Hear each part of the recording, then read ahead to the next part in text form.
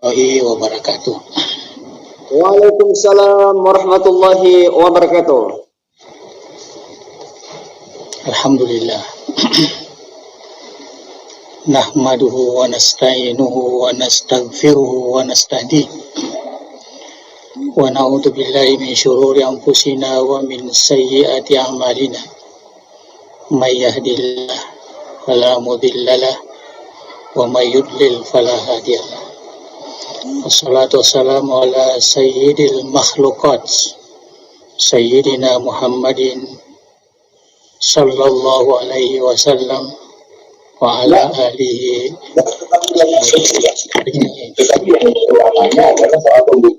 hasbunallah wa ni'mal wakil wala haula wala quwata illa billahil aliyyil azim.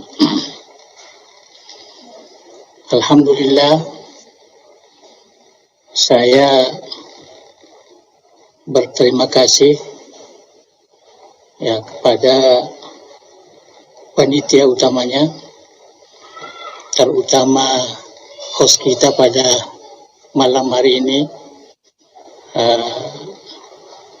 Ustadz Suwairi,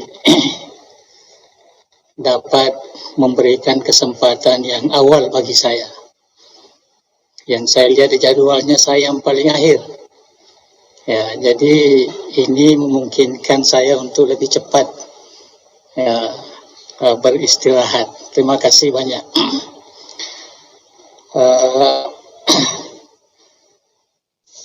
Alhamdulillah, pada malam hari ini kita mendapat izin dari Allah Subhanahu wa Ta'ala untuk melaksanakan suatu kegiatan seminar internasional untuk awal tahun 2021. Mudah-mudahan ini merupakan satu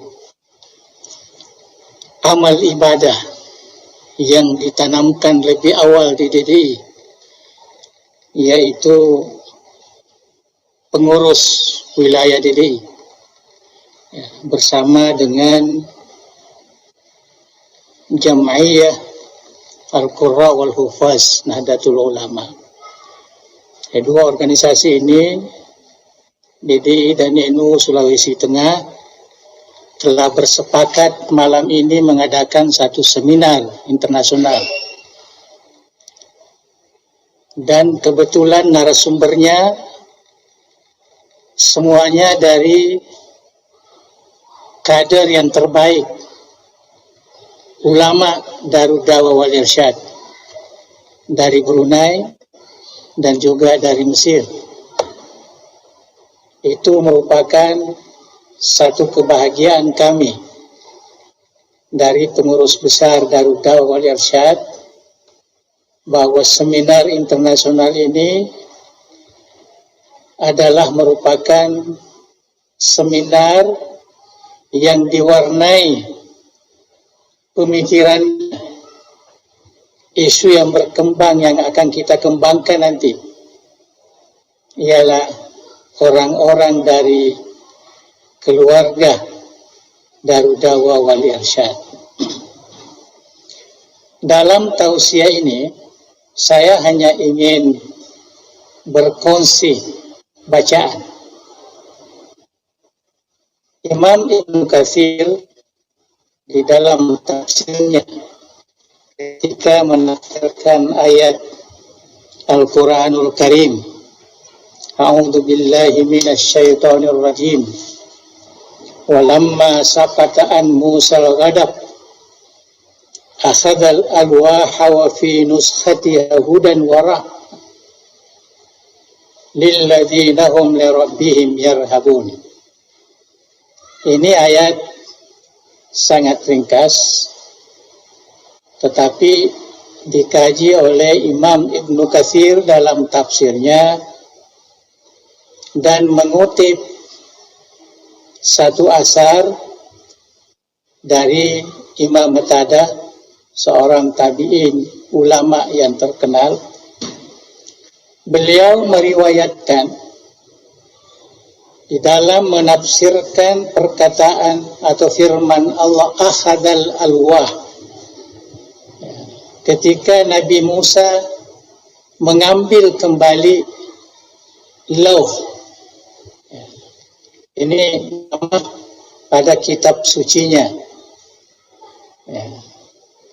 Jadi semacam suhuf lauh yang dilempar ketika marah melihat umatnya menyeleweng daripada ajaran yang diperintahkan oleh Nabi Musa, kemudian diambil kembali, kemudian dia melihat, dan di dalam Al-Quran itu dikatakan dalam nuskhah lauh itu ada petunjuk dan rahmat bagi mereka yang takut kepada Tuhannya.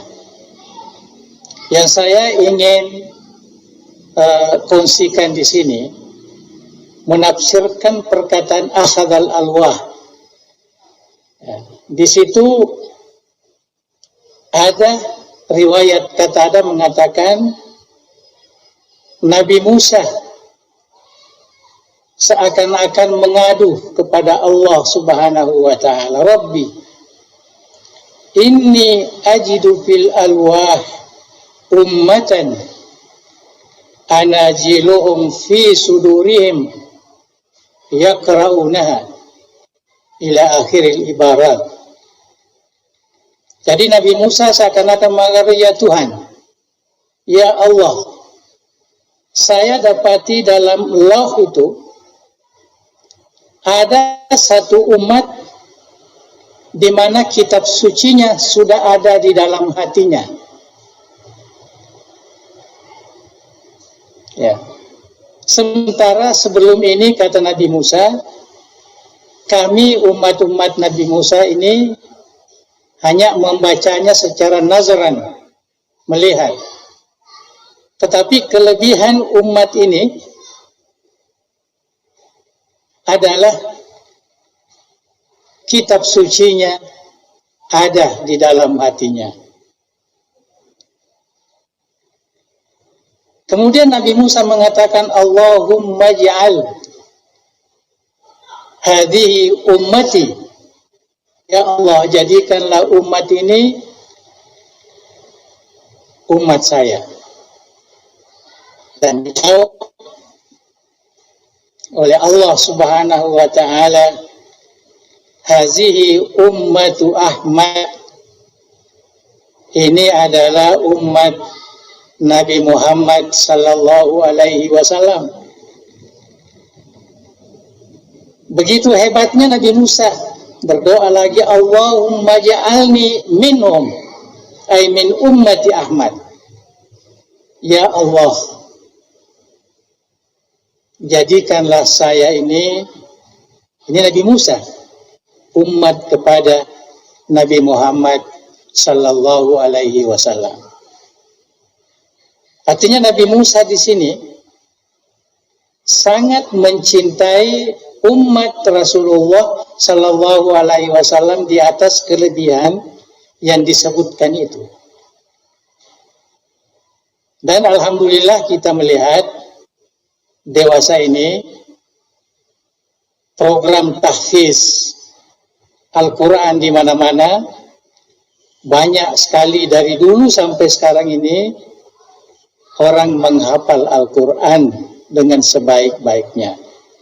Malah ulama-ulama kita dahulu boleh dikatakan semuanya menghafal Al-Quran. Itu sebabnya dulu tidak ada istilah Al-Hafiz bagi orang yang menghafal Al-Quran. Karena hafalan Al-Quran itu adalah tabiat dan sifat sebagai seorang Muslim. Apatah lagi seorang ulama, mesti hafal Al-Quran. Hafal bukan sekedar menghafal huruf, menghafal lafaz, tetapi juga mampu memahami isi daripada Al-Quran itu. Yang disebut di dalam Al-Quran, mampu tadabbur kepada isi Al-Quranul Karim. Jadi disinilah mungkin bisa menjadi peringatan kepada kita semua, terutama lembaga pendidikan dan dakwah Darud Da'wah wal Irsyad yang juga mempunyai banyak tahfiz yang bertebaran seperti di Nahdlatul Ulama juga. Kita mesti menggabungkan antara tahfiz dan tadabbur. Jangan hanya sekedar tahfiz. Karena kalau sekedar tahfiz itu mudah. Sekarang komputer lagi hebat menghafal Al-Quran. Kita punya handset sudah menghafal Al-Quran. Kita yang tidak dapat menghafal Quran, mudah saja kita buka. Langsung kita boleh dapatkan. Tapi yang paling penting juga adalah tadabburnya, yaitu bagaimana mengambil manfaat daripada isi Al-Quran itu.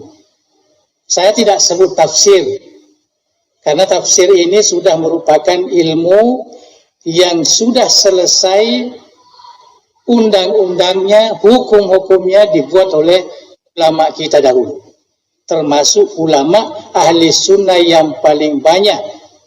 Orang mengatakan 80% ulama tafsir adalah ulama ahli sunnah wal jamaah. Tapi yang saya maksudkan di sini yang harus disesuaikan, didekatkan dengan tahfiz adalah tadabbur. Karena yang kita inginkan adalah akhlakul Quran. Sayyidatina Aisyah ditanya, kaifa kana khuluqu Rasulillah? Bagaimanakah akhlak Rasulullah? Beliau menjawab, kana khuluquhu Al-Quran. Akhlak beliau adalah Al-Quran. Jadi Nabi itu akhlaknya Al-Quran. Oleh karena itu dengan hadis ini memberi dorongan kepada kita umat Islam bagaimana memahami nilai-nilai akhlak yang ada di dalam Al-Quran yang langsung dipahami oleh penghafal-penghafal Al-Quran kita. Supaya nanti kita tidak melihat ada penghafal Al-Quran yang akhlaknya tidak baik. Saya tidak perlu sebutkan apa yang kita rasakan sekarang ini. Tapi kita mau seorang penghafal Al-Quran mampu mentadabbur, mengamalkan akhlak Al-Quranul Karim. Itu yang paling penting. Dan saya kira kami di Darud Da'wah wal Irsyad itu sudah sejak lama kita membuat pemahaman-pemahaman itu. Dari segi tafsir itu sudah lama. Kita memilih tafsir-tafsir yang diwarisi dari ulama ahli sunnah wal jamaah supaya kita tidak terpesong dari segi pemahaman Al-Quran itu. Karena bahaya juga. Ada statement yang mengatakan mari kita kembali kepada Al-Quran dan hadis atau sunnah. Itu statement bagus. Tapi urida bihil batil. Tapi itu dikehendaki untuk merusakkan ajaran Islam. Karena mereka berani menafsirkan Al-Quran hanya dari pikirannya sendiri. Hanya melihat terjemahan kemudian dia tafsirkan. Terus tidak dikawal dengan teori-teori tafsir yang sudah dirumus oleh ulama-ulama kita. Inilah yang terjadi sekarang ini, yang memenuhi media-media sosial kita sekarang ini, penafsiran-penafsiran yang tidak betul terhadap ajaran Islam itu sendiri, terhadap Al-Quran itu sendiri. Jadi kita harus berwaspada juga. Harus berwaspada juga kembali kepada Al-Quran atau menafsirkan Al-Quran. Kita di ahli sunnah wal jamaah, DDI dan Nahdlatul Ulama, kita sudah ada prinsip, kita sudah ada undang-undang. Kita sudah ada teori tafsir. Tidak perlu mengambil teori-teori lain di dalam menafsirkan Al-Quranul Karim. Karena itu sudah disebutkan oleh ulama kita dari dulu lagi sampai sekarang ini. Tidak pernah luput daripada ulama-ulama pentafsir Al-Quran kita. Dan teori-teori ulumul Quran itu sudah ada. Ada yang disepakati, ada yang terjadi perbedaan-perbedaan pandangan, tetapi yang jelas sudah ada rumusan-rumusan yang kita pegang di dalam memahami Al-Quranul Karim. Kita bukan hanya membaca Quran, melihat terjemahan, kemudian kita olah sendiri dengan pemikiran kita. Nabi sudah memberikan nasihat, "Memfassar Al-Qur'an bir-ra'yi falyatabawwa maq'adahu minan nar." Barang siapa yang coba menafsirkan Al-Quran hanya berdasarkan dengan logik pemikirannya sendiri, maka siapkan dirinya masuk di neraka. Artinya boleh menghasilkan ajaran-ajaran yang sesat. Nah, jadi itulah sedikit saya dapat gambarkan yang menjadi wasiat saya ya pada malam hari ini di dalam mendekatkan diri kepada Al-Quranul Karim. Jadi jangan kita hanya gairah kepada kepada menghafal hadis atau menghafal Al-Quran, tetapi hendaklah ada tadabbur sesudah itu. Hendaklah ada tadabbur, tapi tadabbur ini diasaskan dengan ilmu-ilmu Al-Quran yang ada dan dikhususkan kepada perkara-perkara yang berkaitan dengan akhlak yang sangat diperlukan pada hari ini. Saya kira itulah yang dapat saya sampaikan. Ya, mudah-mudahan menjadi rangsangan kepada kita semua. Ya, melihat kembali dan kembali melihat tafsir keistimewaan umat Rasulullah Sallallahu Alaihi Wasallam yang disebutkan oleh Nabi Musa alaihissalam di dalam Al-Quranul Karim. Minallahil musta'an wa alaihi tlan. Wassalamualaikum warahmatullahi wabarakatuh.